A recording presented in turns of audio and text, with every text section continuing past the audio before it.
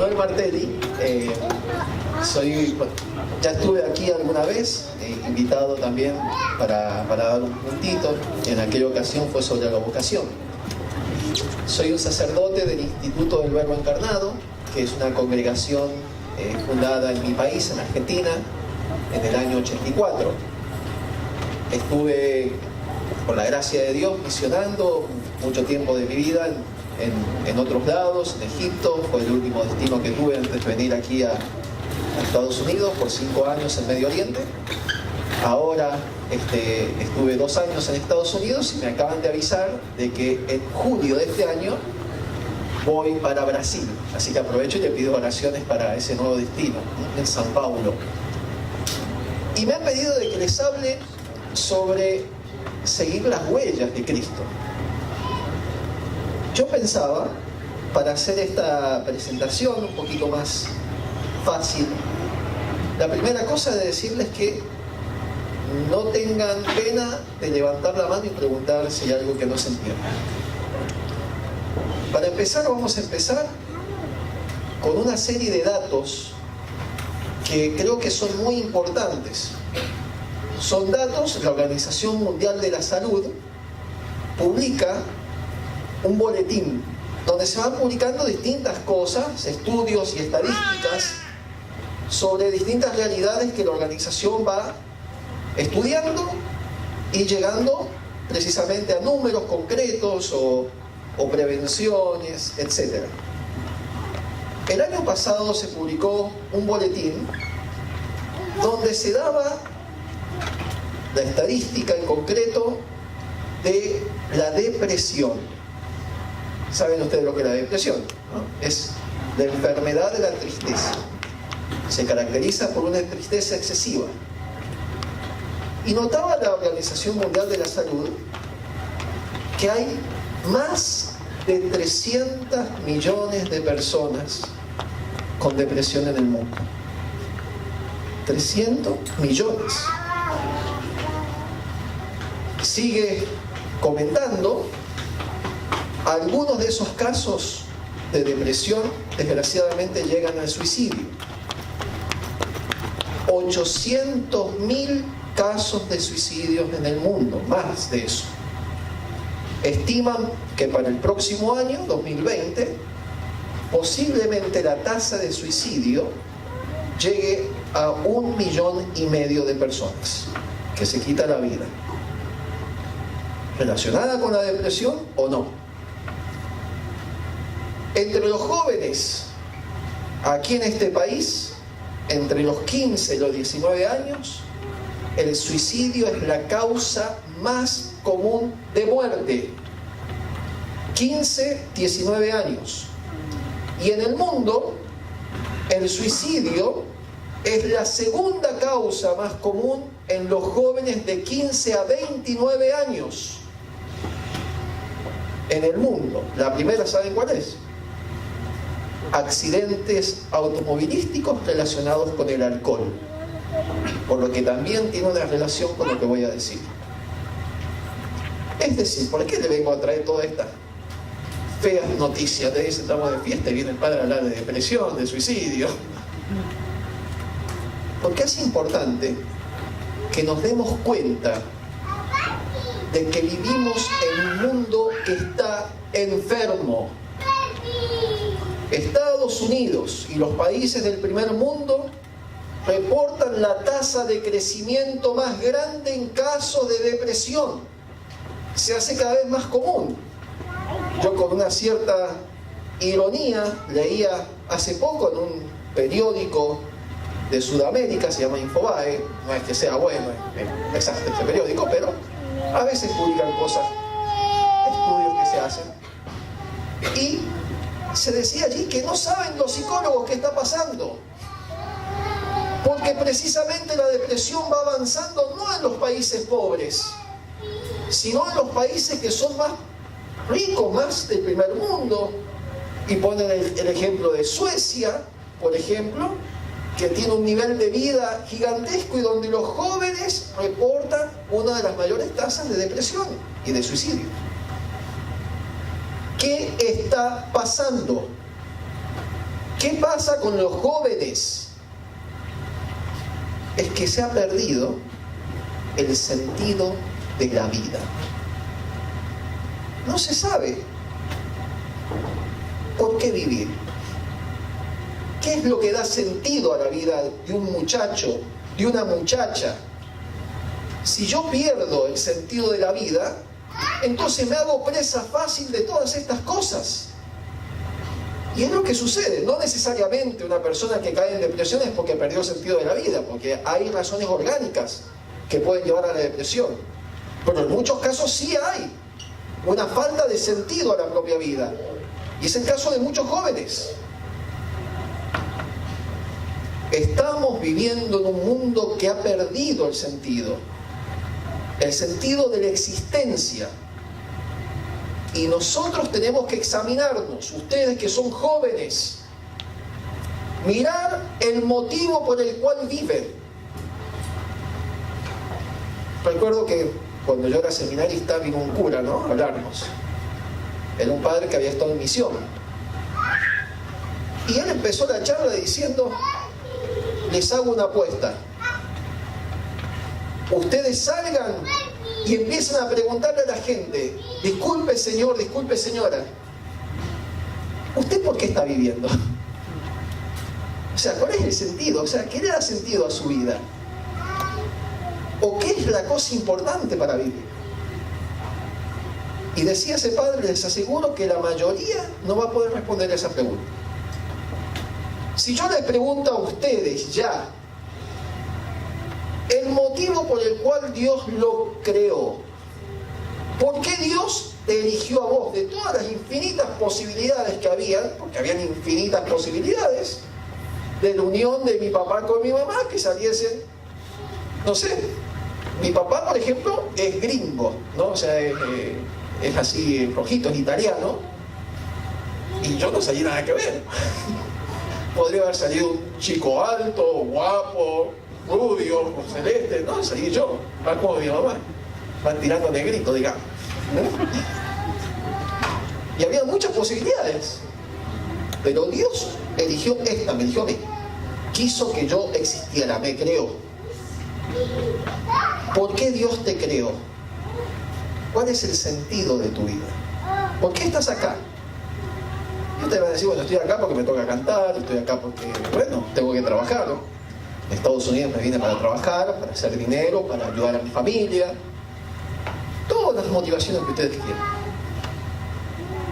A esa respuesta que nosotros demos, le tenemos que poner un rótulo. Es lo principal. Si yo no sé el motivo por el cual existo, entonces, mi hijito o mi hijita, usted no sabe por qué vivir. ¿Cuál es el sentido de nuestra existencia? Si uno va y pregunta eso a los psicólogos, bueno, vamos a hacer la corta para no andar con tanta vuelta. ¿Qué es lo que busca un hombre o una mujer en la vida? Es una pregunta para ustedes. ¿Qué es aquello que todos deseamos y que buscamos permanentemente? La felicidad. Muy bien que respondieron la felicidad. Aristóteles, que es un filósofo griego, pagano, que no conocía a Cristo ni podía conocerlo porque vivió varios siglos antes, él se daba cuenta de eso. El motivo por el cual nosotros hacemos lo que hacemos. Usted diga lo que quiera. Yo canto, usted canta porque quiere ser feliz. Yo bailo, soy bailarín. Bueno, te gusta bailar, te sentís bien, querés ser feliz y buscar la felicidad en eso. Formo una familia porque quiero ser feliz. Trabajo porque quiero ser feliz. Me quedo en la cama y no voy a trabajar porque quiero ser feliz. Me hago cura porque quiero ser feliz. La felicidad es el motivo principal por el cual hacemos todo lo que hacemos. Es decir, nosotros nacemos con un deseo de felicidad y ese deseo de felicidad está inscrito en nuestro corazón. No importa si sos alto, si sos gordo, flaco, no importa. está ese deseo. Ah, no, pero yo soy chino. Bueno, lo mismo. Ese deseo está en el corazón de todo hombre. Dios lo ha puesto en el corazón. Y nosotros no podemos no querer ser felices. Y ahora me levanta la mano uno de ustedes y me dice, jeje, padre, yo no quiero ser feliz. Mentira. Todos queremos ser felices. Está escrito acá. Lo llevamos con nosotros. La gran pregunta es, ¿dónde se encuentra la felicidad? Y es una pregunta tan importante porque es la pregunta que da el sentido a la propia vida. Queremos ser felices, buscamos la felicidad. Y si nos frustramos en la vida, es porque buscamos la felicidad donde no está la felicidad. Si ustedes se pueden analizar, cosa que no deben tener el tiempo, así que no lo hagan siquiera, pero todas las respuestas a esta pregunta. Van a haber jóvenes de la edad de ustedes que van a decirles que la felicidad se encuentra en hacer lo que se me viene en gana. Tengo ganas de dormir, duermo. Tengo ganas de correr, corro. Quiero ir a trabajar, trabajo. No quiero trabajar, no trabajo. Que a mí nadie me diga lo que tengo que hacer. Y menos si es mi mujer. Mucho menos.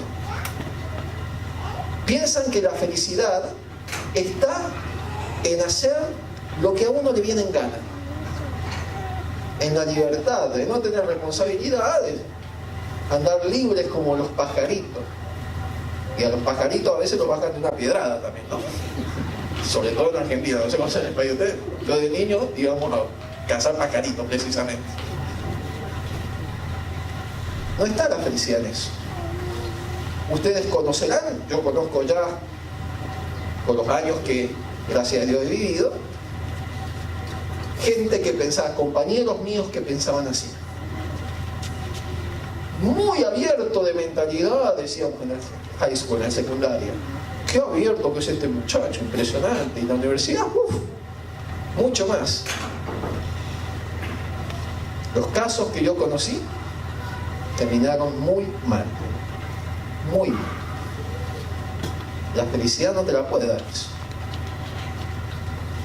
Otros le van a decir que la felicidad está en el tener cosas materiales. Quizás no se lo dicen así, pero viven así.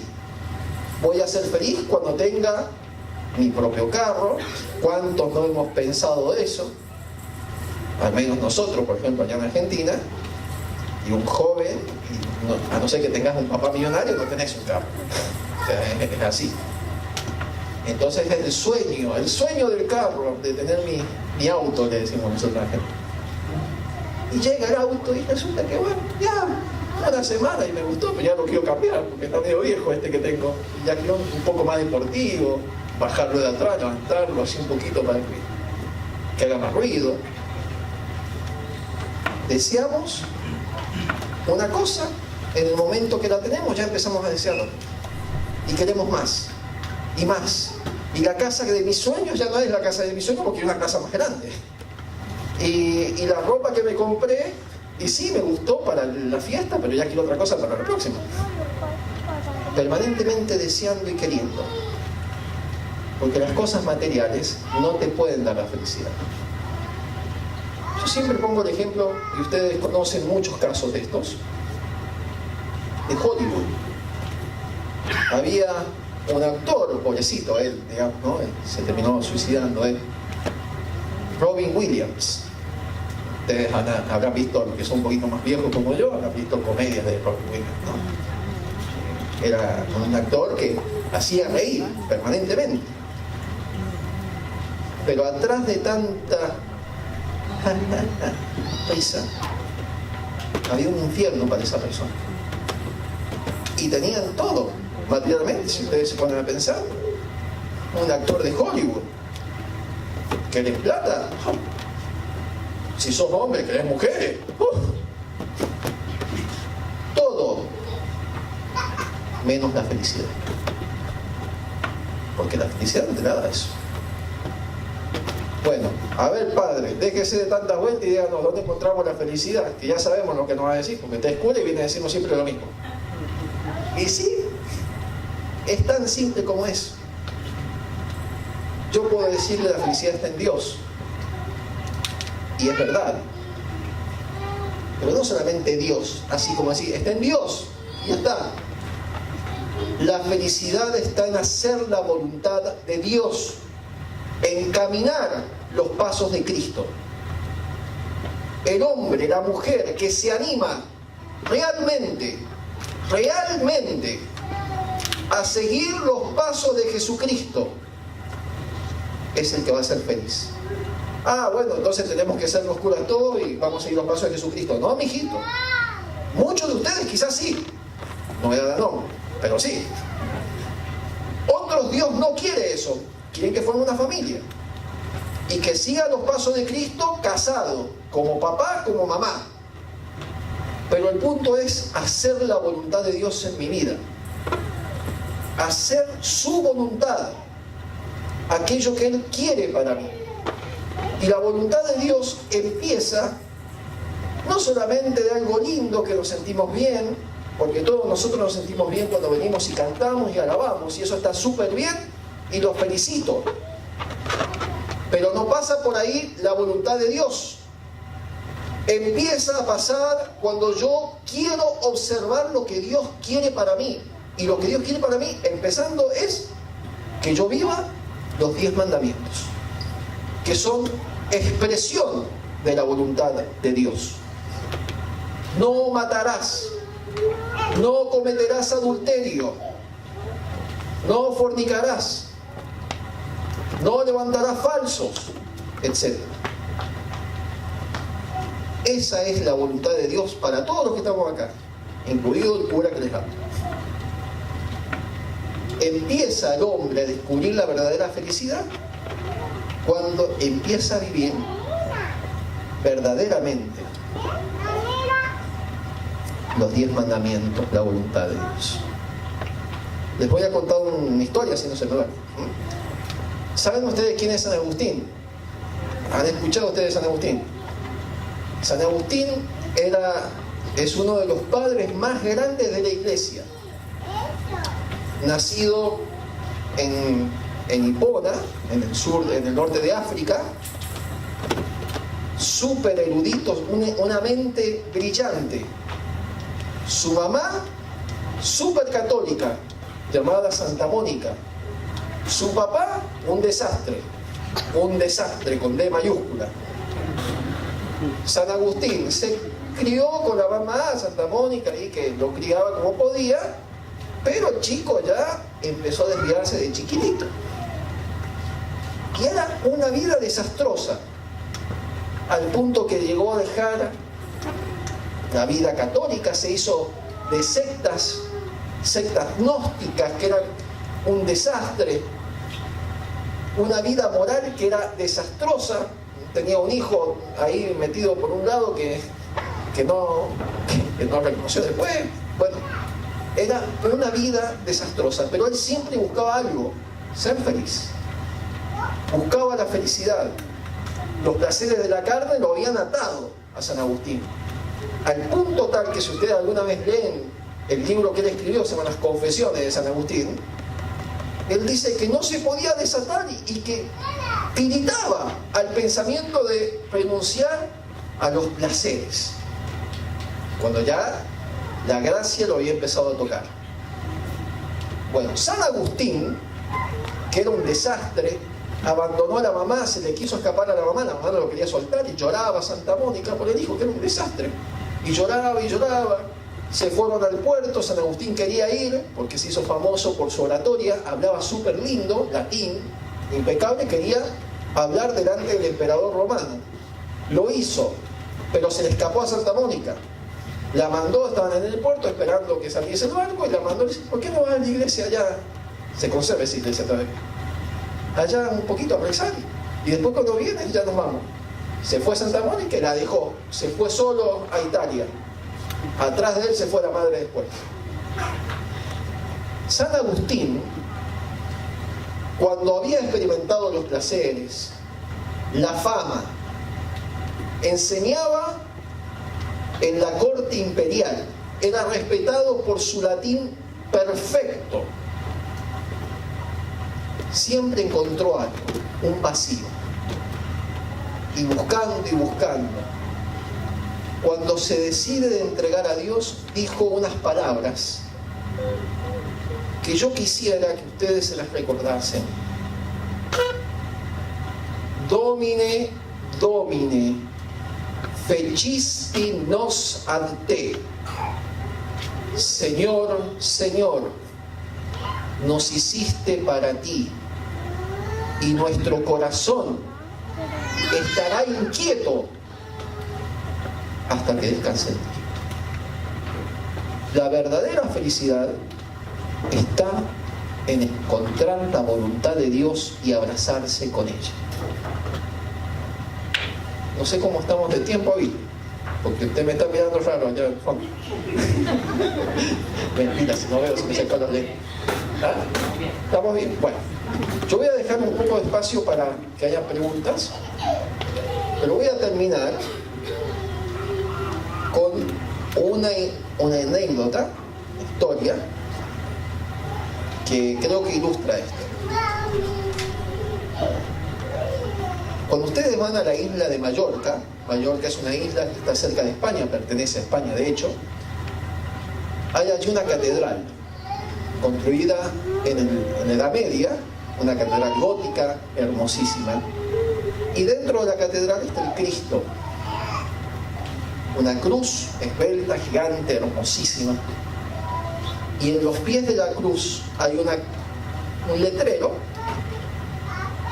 que funciona como si Cristo estuviese interpelando a uno, hablándole a uno. Los infelices, la culpa es nuestra. Dios nos ha dejado todo para que alcancemos la felicidad. En esta tierra de manera imperfecta, en el cielo perfectamente con la gracia de Dios. Bueno, creo que vamos a dejar acá, y si tienen alguna pregunta de lo que sea, me pueden preguntar de esto, de la vocación, de lo que ustedes quieran. Soy todo oídos, hay tiempo, hasta que Abilio me saque el micrófono. Sin pena.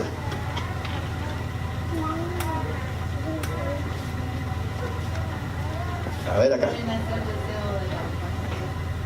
¿Cómo me nació el deseo de la vocación?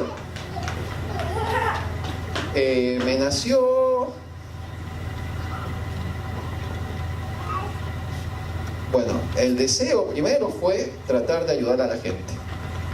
Fue lo que es, digamos, lo que yo reconozco ahora como un deseo de la vocación. Lo que pasa es que no pensaba que era esto.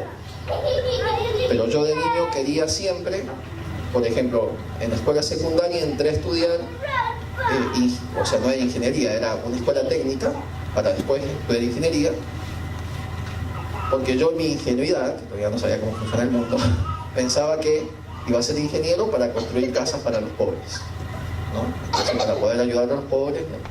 Después, cuando empecé a ir en la escuela secundaria y tuve que hacer los primeros dibujos técnicos, que eran un desastre, me di cuenta que no.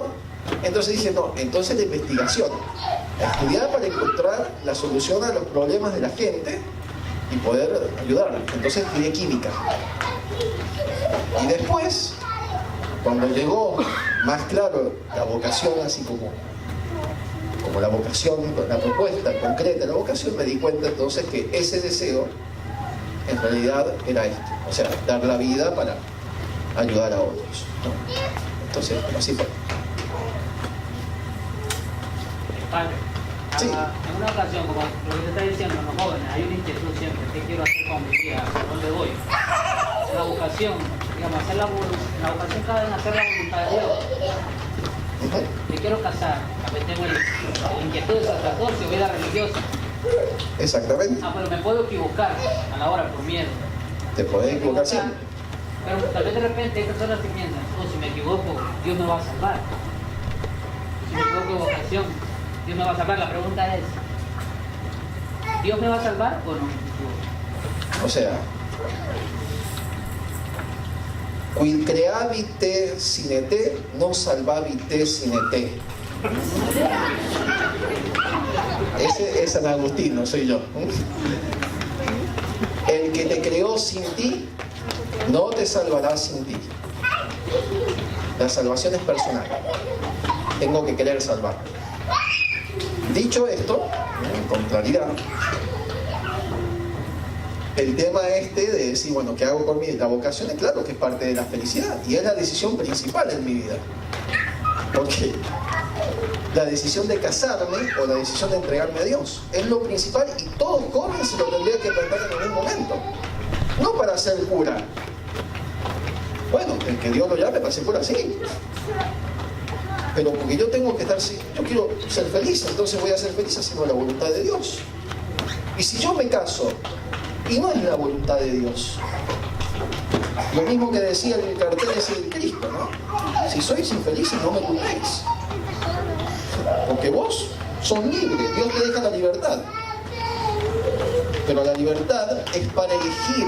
Nadie puede ser feliz a no ser que elija ser feliz. Y elegir ser feliz quiere decir elegir hacer lo que Dios quiere para mí. Entonces yo me puedo casar, pero si Dios no quiere que me case, yo me case, después a llorar a otro lado. No sé si me entienden. O sea, está todo bien, usted se puede casar y se puede llegar a salvar, claro que sí. Será más difícil. ¿Por qué? Porque Dios había pensado otra cosa para usted. Pero bueno, para la misericordia de Dios no hay límite, pero ciertamente que la felicidad está en juego. Por eso que miren, hay algo que sorprende y es cuando van los jóvenes a ver a las monjitas de clausura, que son las monjas que no salen del convento, están encerradas. Nosotros acá, mi congregación tiene un convento de esos en Brooklyn, el convento de la Preciosísima Sangre. Uno va y están las monjitas ahí, atrás de las varas esas. Las ve ahí. Y toda la gente te dice lo mismo.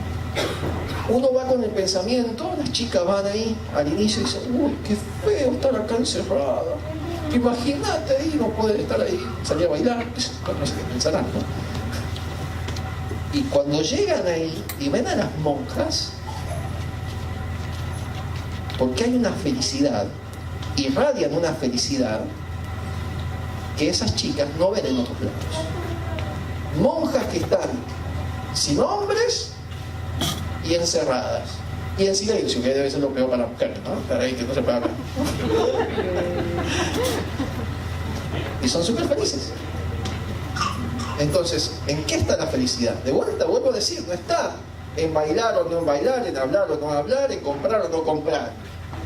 Está en hacer la voluntad de Dios. Y de la misma manera que esa monjita es feliz porque está haciendo la voluntad de Dios, aunque para el mundo sea una locura, como para el mundo es una locura que un joven se consagre a Dios. Yo me señalo de cara dura que soy. Cuando entré al seminario, yo entré a los 18 años, gracias a Dios. Y recuerdo que decía, qué desperdicio, mire lo que se va al seminario. Yo me acuerdo los comentarios de la gente de mi barrio, gente conocida. Es así. Bueno, les cuento una historia muy graciosa que pasó. Estábamos en Italia con los seminaristas una vez y había una señora, estábamos de campamento, porque nosotros las vacaciones nos vamos a subir montaña, ¿no? Eso es lo que hacemos con los chicos. Ahora en agosto, a subir montaña, a dormir en el piso, pasar frío. ¿No están locos esto? Pero es súper lindo para nosotros, a pescar ahí. Y estábamos en Italia haciendo eso. Y en el pueblito donde estábamos quedando, al pie de los Alpes, ¿no? Con los seminaristas de Italia, al mediodía teníamos que salir a lavar las ollas, porque éramos muchos, éramos como 40, entonces teníamos unas ollas grandes y hacíamos un fuego ahí de campamento, ustedes saben, ¿no? En nuestro país se hace ahí unas leñas ahí abajo y se cocina. Y nosotros estamos haciendo eso allá en Italia. Salíamos a lavar las ollas a la fuente del pueblo. Y todos los santos días, venía una señora, ya entrada en sus buenos años la señora, pero bueno, ella pensaba que era más jovencita. Ya ven, ustedes, ¿no? Lo empezaban a cantar los seminaristas. Se tendrían que conseguir una mujer, están jóvenes. ¿Qué andan haciendo eso, lavando? Consíganse una mujer todos los días. Al inicio los muchachos se reían, claro, pero ya después la tercera vez, claro, hasta que uno ya no se aguantó. Entonces, después de varios días, viene la señora igualito. ¿Y ustedes? ¿Por qué no se consiguen una mujer? Y el seminarista se da vuelta y le dice: mire señora, si son todas como usted, mejor me quedo solo. No vino más la doña hablar. Pero ciertamente, volviendo a la seriedad, la felicidad está en hacer lo que Dios quiere para vos. Y por eso que la chica que quiere casarse y se casa con este hombre porque ve que es lo que Dios le pide, es una persona que va a ser feliz a pesar de las grandes cruces y dificultades que va a tener el matrimonio, porque es así. Y lo mismo con el varón. Ahora, para entrar a la vida religiosa es lo mismo. La persona que da el paso es una persona que va a ser feliz, siempre que se mantenga fiel a su vocación, por supuesto, porque uno no está conforme a la gracia, ¿no? Otra pregunta. ¿Cómo es la visión de la iglesia acerca del suicidio? La visión de la iglesia acerca del suicidio es un pecado. El suicidio, quitarse la vida, es un pecado. Ahora, y está mal. Ahora, como todas las cosas, hay gente que puede caer en eso sin ser responsable de eso. Es decir, que la enfermedad, a veces la depresión o un trastorno mental, puede llevar a cometer un suicidio. La iglesia no sabe, por eso que yo no puedo juzgar que una persona que se quitó la vida se fue al infierno. Nunca se dice eso, ¿no? Se condenó. Nunca. La iglesia tiene potestad para decir quién está en el cielo, que somos santos. Pero no potestad para decir ese se fue al infierno. Inclusive de Judas Iscariote, que es muy probable que se haya condenado, porque hay indicios en la escritura de eso, pero no hay una afirmación que diga Judas se fue al infierno. Porque la misericordia de Dios es gigantesca, ¿no? Ahora, lo que sí, con respecto al suicidio, es un pecado. Que la persona lo haga sabiendo lo que está haciendo y siendo responsable, lo sabe Dios de la persona. Y Dios es el que juzga eso. Pero en sí mismo está mal. Otra pregunta. Sí. Si uno vamos a hablar de la felicidad del joven, si uno del joven está sufriendo y todo el tiempo uno se culpa que es porque no asiste a ninguna iglesia, que es por eso que Dios nos está castigando, ¿es así o no es así? Mire, es muy difícil que alguien que está sufriendo diga que es porque no está asistiendo a la iglesia. Ajá, pero es, por ejemplo, no voy a la iglesia, pero sí sufro. ¿Será? Y los que van a la iglesia también sufren. Porque venir a la iglesia no te deja sin sufrir. Lo que pasa es que la cruz del sufrimiento es distinto cuando usted la lleva solita de cuando tiene la gracia de Dios que la ayuda a llevarla. Cristo a nosotros no nos ha dicho pare de sufrir. Hay una iglesia que se llama Pare de Sufrir, no sé si la conocen ustedes, una iglesia muy famosa, que son de Brasil, la Pare de Sufrir, Pare de Sufrir, Pare de Sufrir. Claro, y resulta que es todo lo contrario al mensaje de Cristo. Porque Cristo no te dice, pare de sufrir. Lo que te dice Cristo, toma tu cruz, toma tu cruz, toma tu cruz. No para de sufrir. Porque el sufrimiento pertenece como expiación al pecado en esta tierra.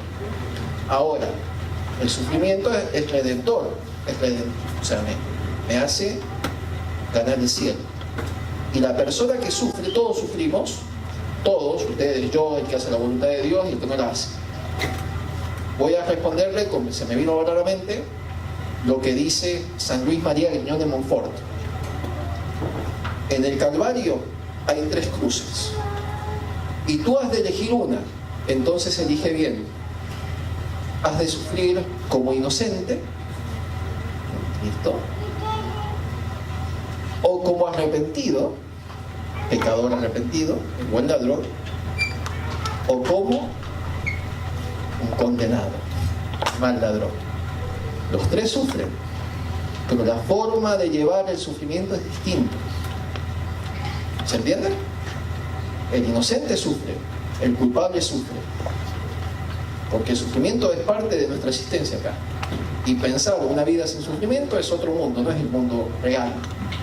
Lo que pasa es que Dios nos da herramientas para que ese sufrimiento me sirva para la vida eterna y que no me aplaste el sufrimiento, sino que yo pueda llevarlo, sobrellevar el sufrimiento. Ahora, si me toca sufrir y no tengo la ayuda de Dios, y ahí es cuando las personas son aplastadas. Pero es por eso, precisamente. ¿Me entiendes la respuesta?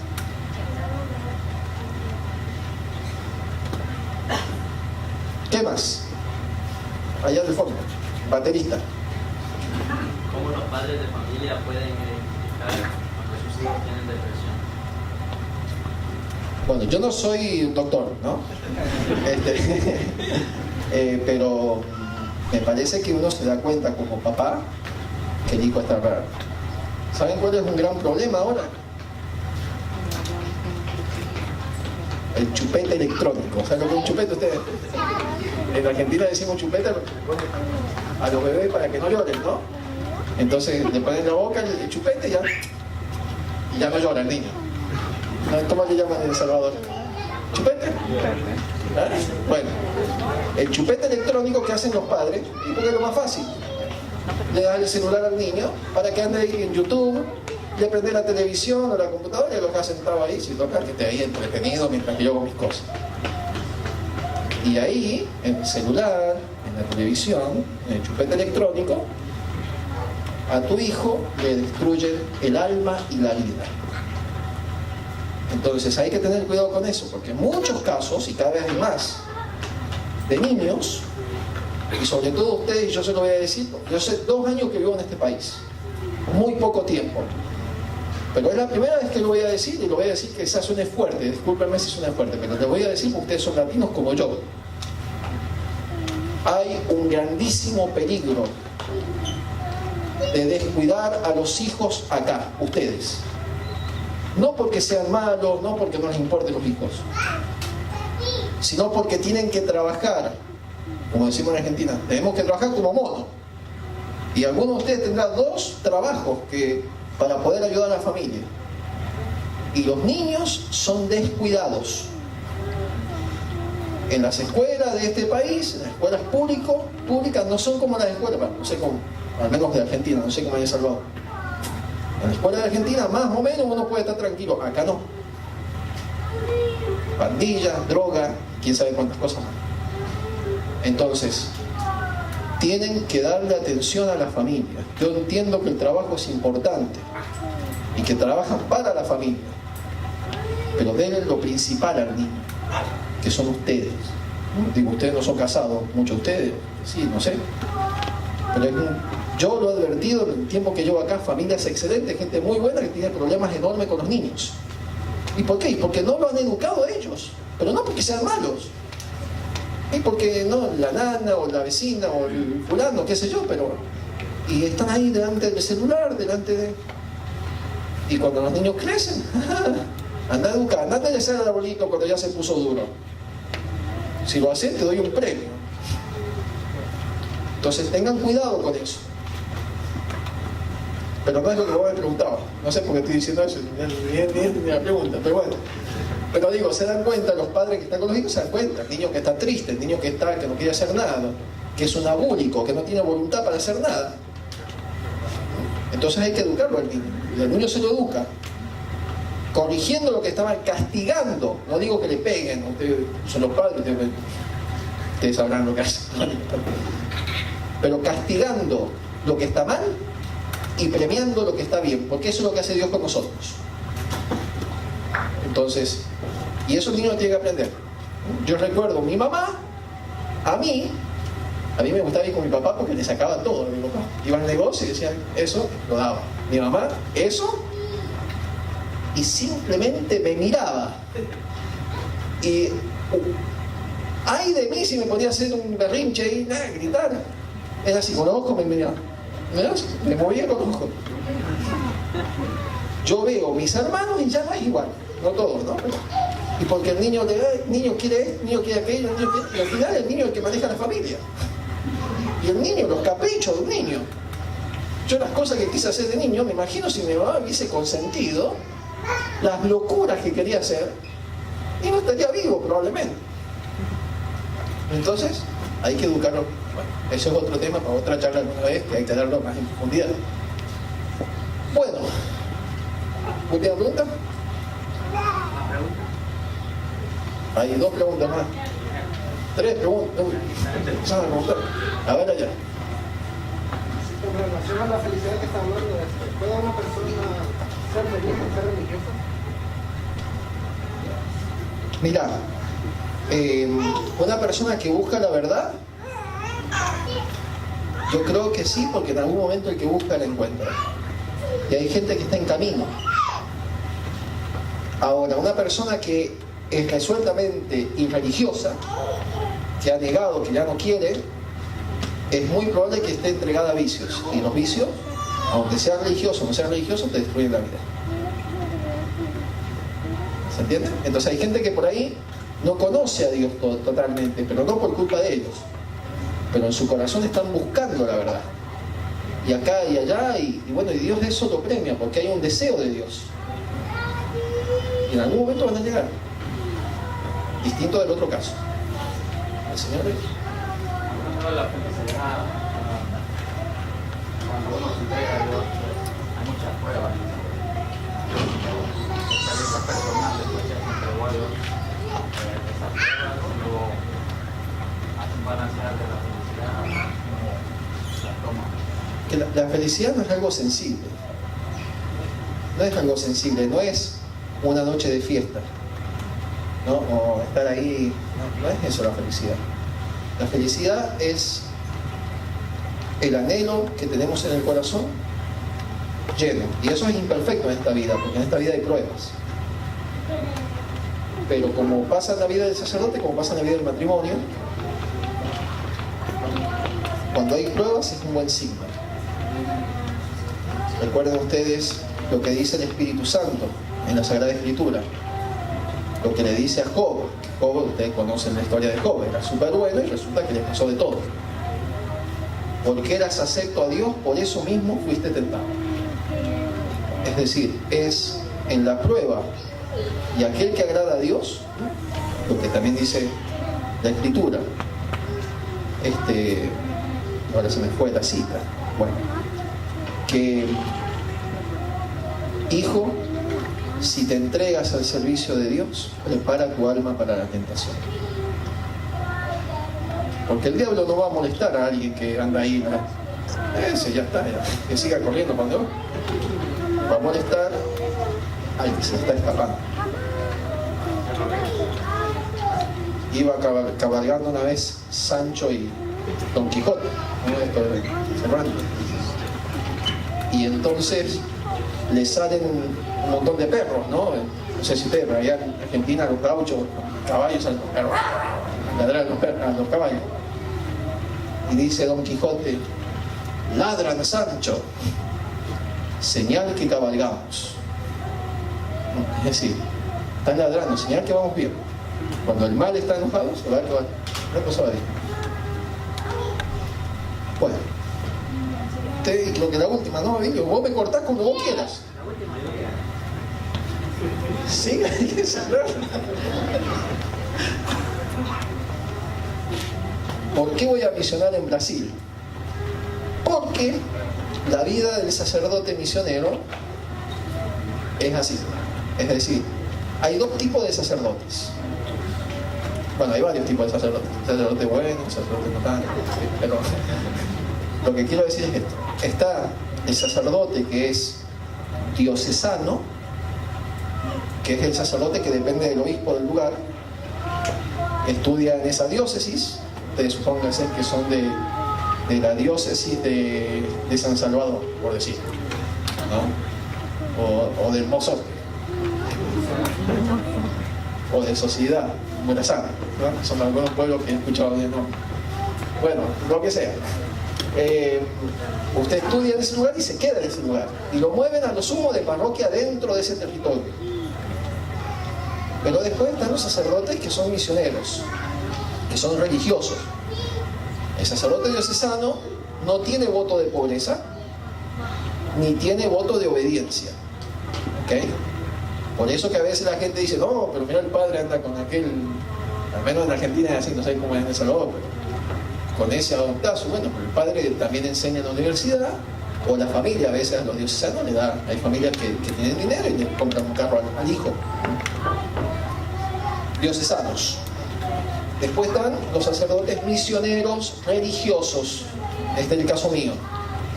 La gran diferencia es que nosotros sí hacemos voto de pobreza, de castidad y de obediencia. De pobreza, por el cual no podemos tener nada como propio. Entonces yo, por ejemplo, todo lo que tengo acá, cuando me voy a Brasil, no es que lo puedo llevar, o vender y lo vendo y queda acá. Y cuando llego a Brasil y lo que hay allá, uso. Y si no hay nadie, bueno, ¿qué va a hacer? Así le pasó a los primeros padres que llegaron a Guyana. Llegaron a la parroquia, en Guyana, a la misión, hace un par de años. ¿Y dónde está la parroquia? Acá. ¿Y dónde? Acá. Este es el territorio de la parroquia, o sea, no hay nada, ¿no? Hay una casa para el cura, ¿no?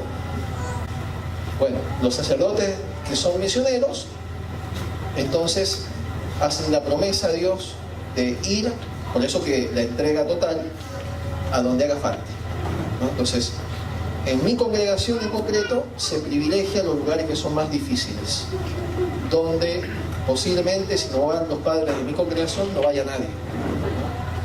Entonces, en Brasil las favelas, en el Medio Oriente, por ejemplo, Irak, Bagdad, lugares que son súper peligrosos, y así. ¿Se entiende? Ahora, ustedes, como la medio de comunicación no hablan mucho de eso, ustedes por ahí no han sentido, se publica lo que es malo nomás.